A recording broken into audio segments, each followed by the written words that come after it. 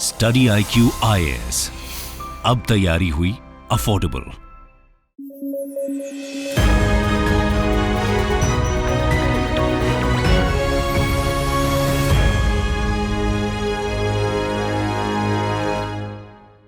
नमस्कार दोस्तों, स्वागत है आप सभी का स्टडी IQ में। मैं हूं आपका दोस्त राहुल सायगांवकर। आज हम लोग एक बहुत ही दिलचस्प विषय पर चर्चा करने वाले हैं। हमारी चर्चा का विषय है रशिया और यूक्रेन का कॉन्फ्लिक्ट। आप जानते हैं कि रशिया और यूक्रेन के बीच एक युद्ध चल रहा है। फरवरी 24, 2022 से ही ये कॉन्फ्लिक्ट चल रहा है। 100 दिन से भी ज्यादा हो चुका है। Still the conflict is going on. Eastern Ukraine एक वॉर जोन बना हुआ है। लेकिन आज हम लोग यहाँ पे एक सवाल का जवाब देने की कोशिश करेंगे, who is the real winner and real loser from this Russia Ukraine conflict.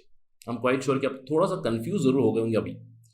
अभी सर आपने बताया कि लड़ाई अभी भी चल रही है, लेकिन आप यहाँ पे चर्चा कर रहे हो कि कौन है रियल विनर, कौन है रियल लूजर। इस सवाल का जवाब जानने के लिए आप मेरे साथ बने रहिए स्टडी IQ पे टिल द वेरी एंड। किस दृष्टिकोण से हम लोग रियल विनर और रियल लूजर घोषित कर रहे हैं, ये भी आप जानेंगे इन दिस पर्टिकुलर वीडियो। चलिए चर्चा शुरू करते हैं, लेकिन उससे पहले अगर आप यूपीएससी सिविल सर्विस की तैयारी कर रहे हैं तो आपके पास सुनहरा मौका है। स्टडी IQ ने शुरू किया है फाउंडेशन बैच। लाइव क्लासेस चलेगी यहाँ पे for your UPSC civil service examination for prelims and mains both. एक कॉम्प्रिहेंसिव प्रोग्राम बनाया गया है जहां पे आपके लिए 10 महीने की कंटिन्यूस गाइडेंस मिलेगी। 10 महीने का शेड्यूल बना हुआ है, क्लासेस बने हुए। For more details you can always visit our website studiiq.com। यहाँ पे लाइव क्लासेस में 900 घंटों से भी ज्यादा आपकी लाइव सेशन चलेगी, जहां पे आपका जनरल स्टडीज का प्रिपरेशन कंप्लीट करा दिया जाएगा। और हमारा फोकस रहेगा प्रीलिम्स के पर्सपेक्टिव से लर्निंग थ्रू MCQs के ऊपर। आप जानते हैं कि जो भी आप पढ़ते हो उसको आपको अप्लाई करना है इन सॉल्विंग द MCQs। और हम लोग यहाँ पे जब भी आपका एक मॉड्यूल खत्म होगा, जब भी सेशन खत्म होगा, हमारा फोकस रहेगा कि आप उस पर्टिकुलर मॉड्यूल से, उस सेक्शन से MCQ सॉल्व करें। एक प्रीलिम्स ओरिएंटेड अप्रोच चलेगा। कैसे आप चीजों को याद रखें, कैसे रिटेंशन हो, कैसे रिवीजन करें, ये भी हम आपको गाइड करते रहेंगे, जिससे कि आसानी से आप अपनी प्रीलिम्स क्लियर कर सकते हैं। और ये आपको पता है कि this course after the discount was running at 25,000 rupees. Early bird discount भी चल रहा था। पहले 200 स्लॉट्स के लिए 20,000 रुपए में ये कोर्स आपको मिल रहा था, बट अभी 200 स्लॉट्स से भी ज्यादा ऊपर भर चुके हैं। We are moving ahead. लेकिन अगर आपको एक कोर्स खरीदना है तो इससे भी एक अच्छा ऑफर है। अगर आप मेरा कोड इस्तेमाल करोगे राहुल लाइव, यहाँ पे you can get this course for 18,500 rupees only. तो देर किस बात की है, जस्ट विजिट आवर वेबसाइट और download our app to enrol for this particular course. ध्यान रखना है 20 जून 2022 शाम 6 बजे पहला क्लास शुरू हो रहा है। Let's get back to topic. जैसे कि मैंने आपको बताया, हम लोग यहाँ पे चर्चा करने वाले हैं कौन है रियल विनर और कौन है रियल लूजर। अब देखिए, रियल विनर की जब हम लोग बात करें एक मैक्रो लेवल से, इस युद्ध से सबसे बड़ा फायदा किसे मिल रहा है? The real winner out of this particular conflict are the top weapon companies, जो बोस्ट कर रही है कि रशिया यूक्रेन के बीच जो टेंशन चल रहा है वो उनके बिजनेस के लिए एक वरदान बन चुका है। और ये कहीं ना कहीं रियलिटी भी है। अब जानते हैं कि अगर कहीं पे युद्ध चल रहा है, इसका मतलब है युद्ध में आर्म्स एंड एम्युनिशंस लगेंगे। देखिए, गोला बारूद लगेगा, बंदूकें लगेंगी, टैंक्स लगेंगी, ड्रोन्स लगेंगे, हेलीकॉप्टर्स लगेंगी, एयरक्राफ्ट लगेंगी। और ये सारी चीजें कौन प्रोवाइड कर रहा है? ये सारी चीजें top weapon companies of the world they are providing. चलिए थोड़ा सा और क्लोजली ऑब्जर्व करते हैं एग्जैक्टली हो क्या है। अगर हम लोग बात करें, युद्ध कब से शुरू हुआ? फरवरी 2022 से। फॉल्ट लाइन्स वर ड्रॉन। एक तरफ था पहले यूक्रेन और दूसरी तरफ था रशिया। इन दोनों के बीच लड़ाई चल रही थी, लेकिन बड़ी ही जल्द यूक्रेन की तरफ से नेटो की फोर्सेस ने भी बहुत सारी चीजें प्लेज कर दी। आप यहाँ पे देख सकते हो कंट्रीज विच आर सपोर्टिंग और विच आर एडिंग यूक्रेन। अब यहाँ पे आप इंडिया भी देख सकते हो। From India we have only provided humanitarian aid. तो इस पर्टिकुलर डायग्राम में जहां पे भी आप ब्लू डॉट देखोगे, we are not talking about the blue dot. Blue dot signifies aid for civilians, लेकिन अगर आप येलो डॉट या फिर इन कलर के डॉट्स आप देखोगे तो ये लोग direct military supply, other military supply, Arsenal weapons और एम्युनिशन सप्लाई कर रहे हैं, अनस्पेसिफाइड मिलिट्री इक्विपमेंट दे रहे हैं। तो बहुत सारी कंट्रीज है नेटो की जो यूक्रेन को हेल्प कर रही है इन terms of arms and ammunition. अब अगर वो हेल्प कर रही है, इसका मतलब है उनकी कंपनीज उन्हें प्रोड्यूस कर रही है। अब उदाहरण के तौर पे बात करते हैं यूनाइटेड स्टेट्स ऑफ अमेरिका की। देखिए, यूएस ने अभी तक यूक्रेन को प्लेज किया हुआ है $9 billion worth of aid, complete aid, जिसमें से रिसेंटली $800 मिलियन का एड उन्होंने अनाउंस किया है। अब इसमें आर्म्स एंड एम्युनिशंस भी इन्वॉल्व है, सिविलियन एड भी इन्वॉल्व है, लेकिन it is a huge amount for any country to be given as aid. यानी कि यूक्रेन अभी एक आर्म्स एंड एम्युनिशंस के लिए बहुत बड़ा मार्केट बन चुका है। इसीलिए हम लोग बात कर रहे हैं कौन है रियल विनर। रियल विनर है top companies, the top defence companies. अब यहां पे भी हम लोग थोड़ा सा क्लोजली डाइसेक्ट करें तो कौन सा देश है, कौन सी देश की डिफेंस कंपनी से जो विनर है, the actual winner out of this conflict is United States of America. अब आप सोच रहे हैं सर लड़ाई तो रशिया और यूक्रेन कर रहे हैं, यूएस कैसे बिग विनर बना? ये आप थोड़ी देर में समझोगे क्यों। क्योंकि रशिया की इन्वेजन की वजह से जो बिजनेस बन चुका है आर्म्स एंड एम्यूनिशंस का, वो बहुत ही ज्यादा बढ़ चुका है। आप यहाँ पे देख सकते हो, news reports reveal Raytheon and Lockheed Martin among the global advance armament makers openly telling कि अगर वॉर हो रहा है तो हमारे लिए बहुत बड़ा फायदा है। ये क्यों हो रहा है? क्योंकि यूएस के weapons manufacturers they dominate the arms industry. अगर हम लोग आर्म्स इंडस्ट्री की बात करें, 100 वेपन्स लेते हैं, एक 100 वेपन्स अगर पूरे विश्व में कहीं पे भी है, उन वेपन्स में से 39 वेपन्स कहा जाता है 39% of contribution comes from United States of America, 19% it comes from Russia. अब ये दोनों मिलाकर 58% आर्म्स एंड एम्यूनिशंस प्रोड्यूस करते हैं, एक्सपोर्ट वगैरह जो भी चीजें 58% आपको आर्म्स एंड एम्यूनिशंस इन दोनों कंट्रीज के मिलेंगे, एक तरफ यूएसए दूसरी तरफ रशिया। अब अगर हम लोग top 10 arms manufacturers, arms exporters की बात करें, उसमें ऑफकोर्स यूएसए और रशिया आते ही आते हैं। पूरे विश्व में यूएस का दबदबा चलता है। 5 सबसे बड़ी कंपनी से, एक है लॉकहीड मार्टिन, एक है रेथियन, बोइंग, नॉर्थरॉप ग्रुमन और जनरल डायनामिक्स, विश्व की 5 सबसे बड़ी डिफेंस कंपनी से जो सारी यूनाइटेड स्टेट्स ऑफ अमेरिका में है। और यहीं से बहुत ज्यादा आर्म्स एंड एम्यूनिशंस जा रही है यूक्रेन को भी। अब आप अगर ऑब्जर्व करें तो ग्लोबल इकोनॉमी, पिछले कुछ महीनों से हम लोगों ने देखा है कि यूएस फेडरल बैंक ने कंटिन्यूअसली रेट हाइक किया है। उस रेट हाइक की वजह से इन्फ्लेशनरी प्रेशर बढ़ चुका है। उस इन्फ्लेशनरी प्रेशर की वजह से मैं कहूंगा जनरल ग्लोबल स्लोडाउन आ चुका है, महंगाई बढ़ चुकी है। इंडिया में भी हम लोगों ने प्रॉब्लम्स देखी हुई, यानी कि overall the economy is not looking very positive. तो यूनाइटेड स्टेट्स में जो स्टॉक मार्केट है, S&P स्टैंडर्ड्स एंड पुअर 500 जो है, it has slumped more than 4% since the war has started, since February. इससे भी ज्यादा हो चुका है रीसेंट टाइम्स में। लेकिन अगर आप इन बड़ी बड़ी कंपनीज के शेयर्स देखें, जब से लड़ाई शुरू हुई है, लॉकहीड मार्टिन के स्टॉक प्राइस 12% अप हो चुके हैं, नॉर्थरॉप ग्रुमन के प्राइसेस 20% जंप हो चुके हैं। तो वॉर कंपनीज और these defence companies, they are actually the real winner. और उसमें भी यूनाइटेड स्टेट्स की जो कंपनीज है वो ऑब्वियसली रियल विनर बनेगी। क्यों? क्योंकि उनका जो शेयर है, दबदबा है, वो बहुत ज्यादा है पूरे विश्व में। अब इसी के चलते आप देख सकते हो, जो Biden also visited recently a Lockheed Martin factory, right? Biden's visit to Lockheed Martin workshop in Alabama, जहां पे इन्होंने वर्कर के साथ बात की, वर्कर्स को मोटिवेट करने के लिए उन्होंने कुछ स्पीच भी दिया। उस स्पीच में उन्होंने कहा, so these weapons which are being touched by you, which are being produced by you, they are getting into the hands of Ukrainian heroes, making a significant difference. और सबसे बड़ी जो एक्सपोर्ट हो रही है यूएस की तरफ से, वो है उनकी जैवलिन मिसाइल। जैवलिन मिसाइल जो बन रही है, जैवलिन मिसाइल टैंक्स को उड़ाने के लिए, टैंक्स को खत्म करने के लिए जैवलिन मिसाइल बहुत सारी भेज चुके हैं United States of America to Ukraine. अब क्या ये कोई नई बात है? United States is a winner in terms of defence production, it is nothing new. क्योंकि अगर हम लोग यूनाइटेड स्टेट्स की हिस्ट्री देखें, US has been a winner from a very long time in terms of defence production.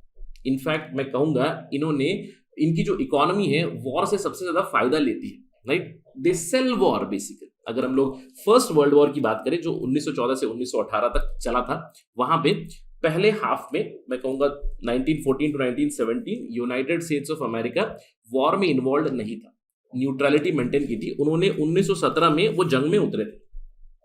उससे पहले in the period of neutrality उन्होंने Europe को कितनी वॉर सप्लाई की थी? $2.2 बिलियन की सप्लाई की थी। And mind you, I am talking about 1916, 1917, यानी कि 100 साल से पहले की बात है, जब यूनाइटेड स्टेट्स ऑफ अमेरिका ने इतनी ज्यादा वॉर सप्लाई की थी यूरोप को। केवल एक साल में 1916 में उन्होंने $1 बिलियन से भी ज्यादा आर्म्स भेजे थे यूरोप को। लड़ाई वहां पे चल रही, इनकी कंपनीज प्रोड्यूस कर रही और भेज रही। सेम केस हुआ था विश्व युद्ध 2 में भी, 1939 से 1945 तक चला था। 1941 में यूएस ने एक एक्ट लाया था, लैंड एंड लीज एक्ट। अब इस लैंड एंड लीज एक्ट के तहत इन्होंने $11 billion worth arms and ammunitions land या फिर लीज किए थे एलाई कंट्रीज, जो भी उनके एलाइज थे। इसमें रशिया भी एक था, आपको ये ध्यान देना है। अब ये जो रकम है ये आपको कम लग रही होगी, but try to understand, it is century back world war 1 and almost 70 years back world war 2। उस समय की ये नंबर्स है, और अगर हम लोग रफली ट्रांसलेट करें इस समय के लिए बहुत बड़ी रकम बन जाएगी।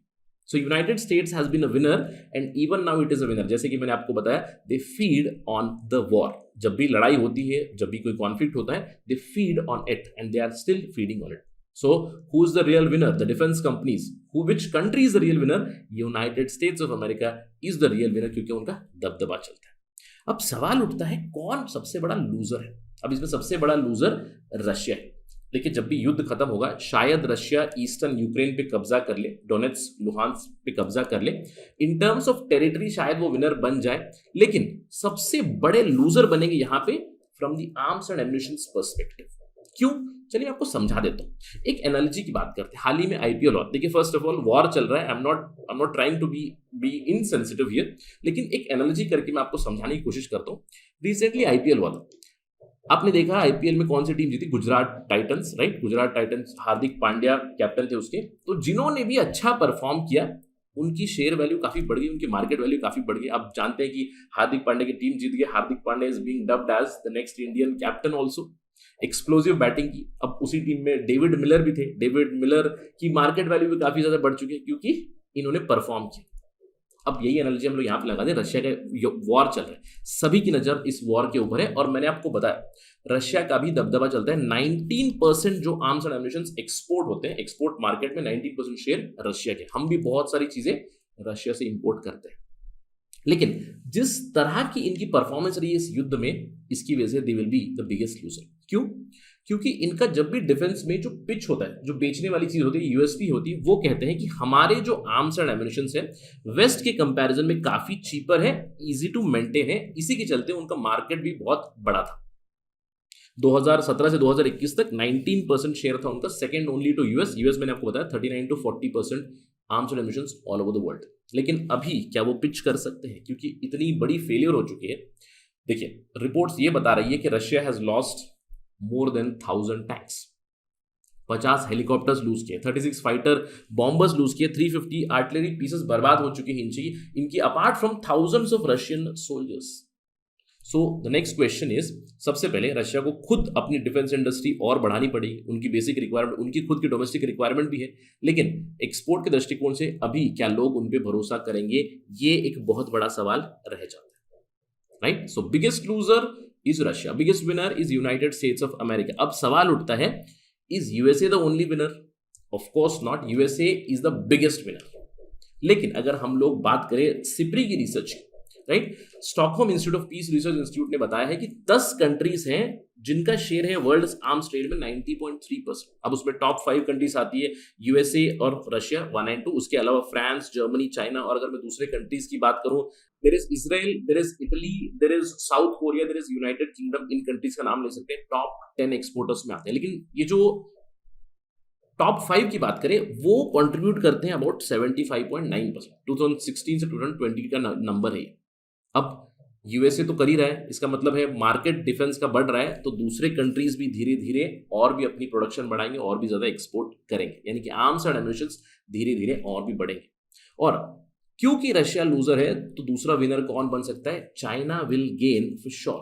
जहां पे भी रशिया ने वैक्यूम छोड़ा है, वहां पे China will try to swoop in. अगर हम लोग बात करें रीसेंट ईयर्स में चाइना का share in terms of export, China खुद तो बहुत प्रोड्यूस करता है, उसकी खुद की बेसिक या फिर डोमेस्टिक रिक्वायरमेंट भी है आर्म्स एंड एम्युनिशंस की, लेकिन एक्सपोर्ट शेयर में उनका 4.6 में आता है ग्लोबल ट्रेड।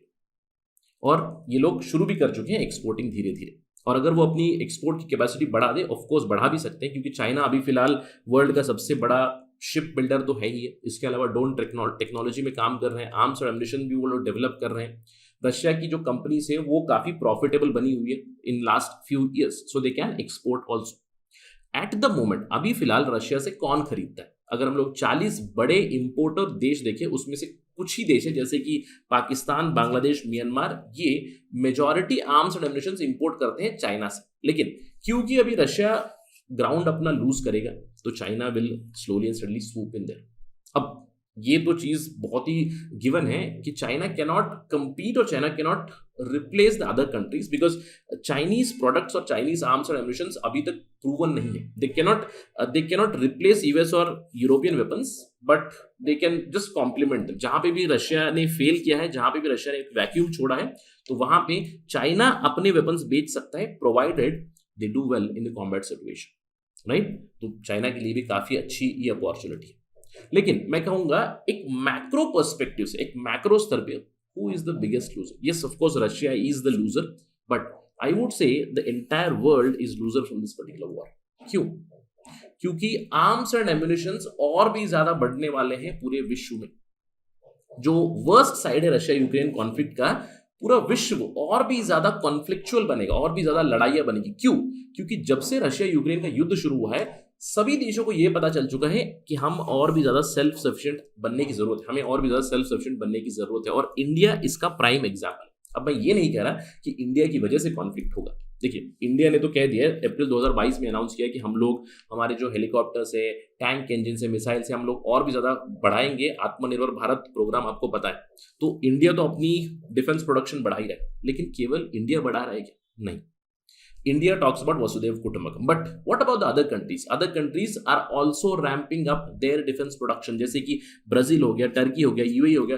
दूसरे देश जो इन डिफेंस एक्सपोर्टर्स के ऊपर निर्भर थे, अभी उन्होंने भी मुहिम छेड़ दी है कि हम अपनी रिलायंस ऑन आर्म्स इंपोर्ट कम करें. इसका मतलब क्या हुआ? सभी देश अपने अपने आर्म्स और एम्यूनिशंस बढ़ाएंगे, उनकी खुद की डिफेंस कंपनीज बढ़ेगी. और यहां पे ध्यान दीजिएगा, इन फ्यूचर क्या होगा? पहले तो ये लोग आत्मनिर्भर यानी कि सेल्फ सफिशिएंट बनने की कोशिश करेंगे. उसके बाद जैसे ही इनकी डिफेंस इंडस्ट्री बिल्ड हो जाएगी, दे विल आल्सो एक्सपोर्ट. अब अगर हम लोग बात करें उस पर्टिकुलर मैप में, आपने देखा कि अफ्रीका से ज्यादा कोई एड नहीं आई टू यूक्रेन. क्यों? क्योंकि Africa is in need of this. So Africa can become a huge market for these people in future. So the biggest loser out of this particular war is the entire world, क्योंकि यहां पे arms and ammunition industry को और भी ज्यादा push मिलेगा. जैसे कि मैंने आपको बताया, पिछले कुछ महीनों में ग्लोबल इन्फ्लेशनरी प्रेशर्स चल रहे हैं. इन प्रेशर्स के बावजूद defence companies are doing extraordinarily well. That is why the entire world is going to become more and more conflictual, क्योंकि यहाँ पे पावर स्ट्रगल बढ़ेगी, आर्म्स एंड एम्यूनिशन प्रोडक्शन बढ़ेंगे, आर्म्स एंड एम्यूनिशन एक्सपोर्ट भी बढ़ेगा.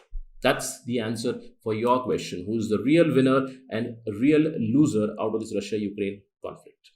That is it in this particular discussion. अगर आपको ये discussion पसंद आया है, then you can always follow me on a social media handle @RahulSai22. अगर आपको कोई सवाल है, कोई डाउट है, कोई सजेशन है, कोई फीडबैक है, you can always message me directly on Instagram. I do reply on weekends. Thank you for watching this. Jai Hind.